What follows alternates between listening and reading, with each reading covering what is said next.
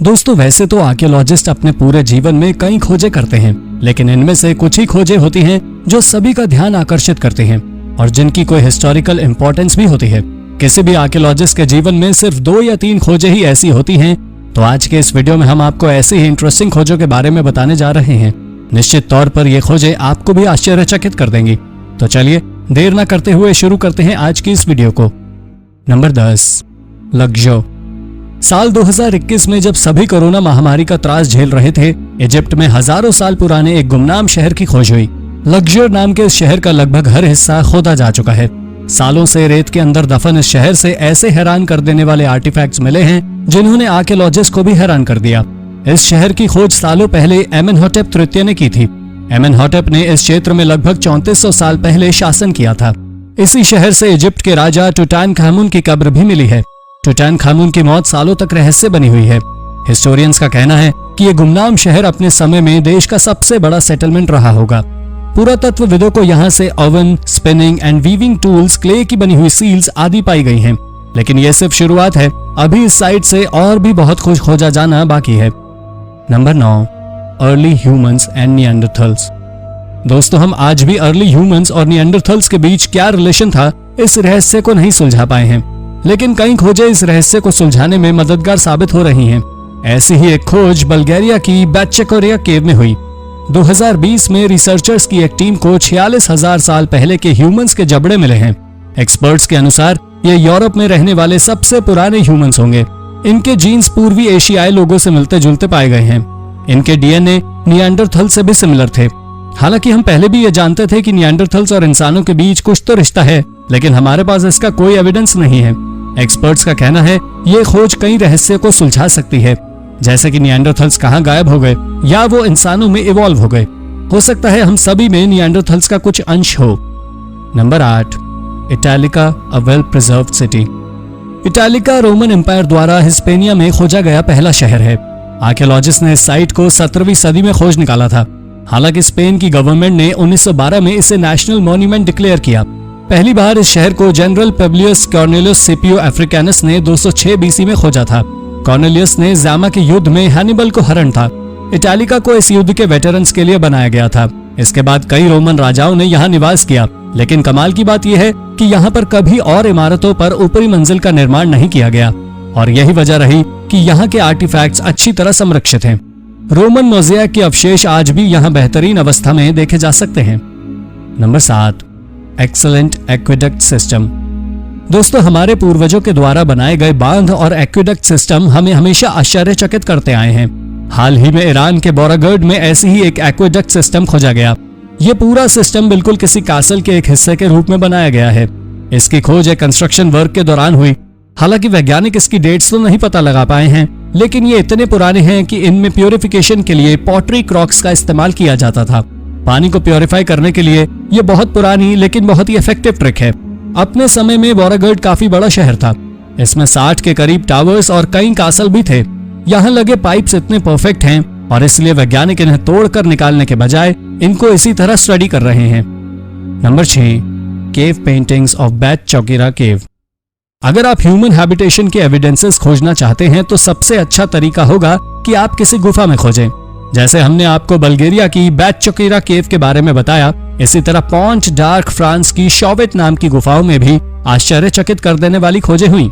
ये early humans की study के लिहाज से दुनिया की सबसे इंपॉर्टेंट साइट्स में से एक है। यहाँ पर आपको सबसे पुरानी केव पेंटिंग्स देखने को मिल जाएंगी।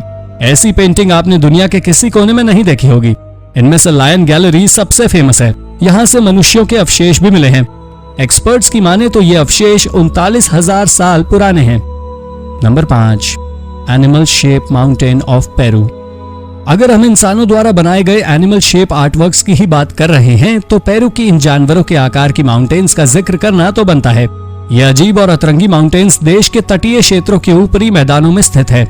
पेरू के तटीय क्षेत्र वैसे भी यहाँ पर पाई जाने वाली नास्का लाइंस की वजह से आर्कियोलॉजिकल दृष्टि से काफी महत्वपूर्ण है। इन सभी में सबसे ओल्डेस्ट माउंड है पत्थर का बना ये कॉन्डोर के सिर की आकृति वाली पहाड़ी, जो करीब 5000 साल पुरानी है। यानी इनका निर्माण उसी समय हुआ था जब इजिप्ट में पिरामिड्स का। हालांकि यहाँ बनी इन माउंटेन्स का निर्माण किसने और क्यों करवाया, ये अभी तक रहस्य बना हुआ है। एक थियरी के अनुसार ये एंडियन ज़ोडिएक के एनिमल्स को रिप्रेजेंट करता है, जबकि कुछ थ्योरीज के अनुसार इन्हें एस्ट्रोनॉमिकल ओरिएंटेशन के अनुसार बनाया गया है, जबकि कुछ हिस्टोरियंस तो ये भी मानते हैं कि ये महज एक इल्यूजन है और कुछ नहीं। Number 4, oldest okay.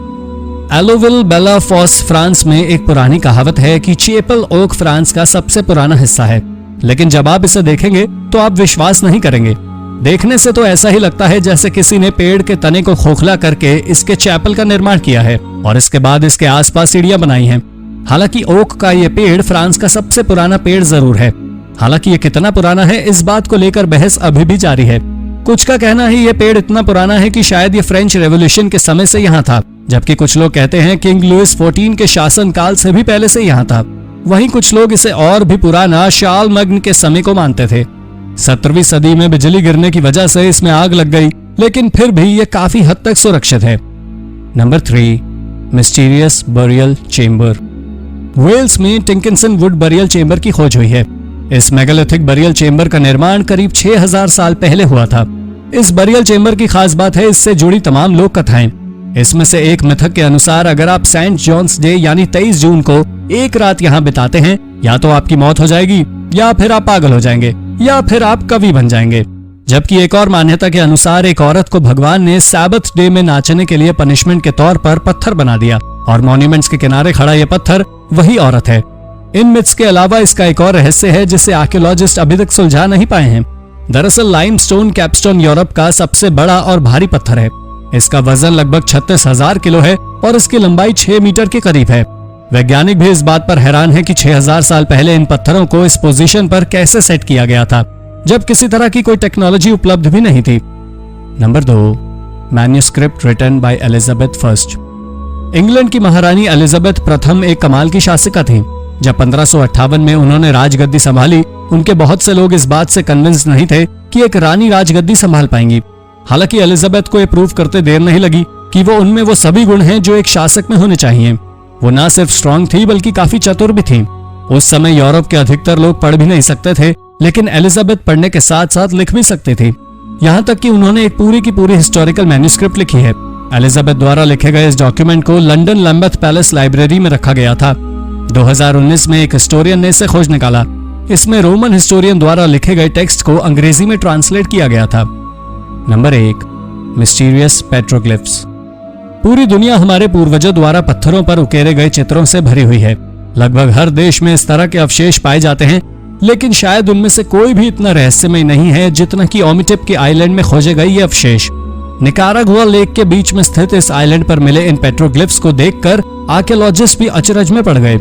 इस आइलैंड के पत्थरों पर 2000 से भी अधिक आकृतियां उकेरी गई हैं।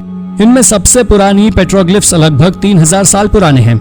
इनमें से कुछ के डिजाइन कुछ सालों पहले इसी आइलैंड से मिली पॉटरी जैसे ही नहीं। जिस समय ये आकृतियां उकेरी गई हैं वो और भी मिस्टीरियस इसलिए भी है क्योंकि इसके बारे में किसी भी तरह का कोई रिटन रिकॉर्ड नहीं पाया गया है। इसलिए यह भी कह पाना संभव नहीं है कि ये किसी तरह का आर्टवर्क है या कोई सिंबॉलिक डिजाइन। ना ही हम ये जानते हैं कि इन्हें बनाने वाले लोग कौन थे। तो दोस्तों, ये थी 10 आश्चर्यजनक खोजें। इनमें से कौन सी खोज आपको सबसे रोचक लगी, हमें कमेंट में जरूर बताएं। और ऐसी ही अन्य रोचक जानकारियां पाने के लिए हमारे चैनल को सब्सक्राइब करना ना भूलें। धन्यवाद।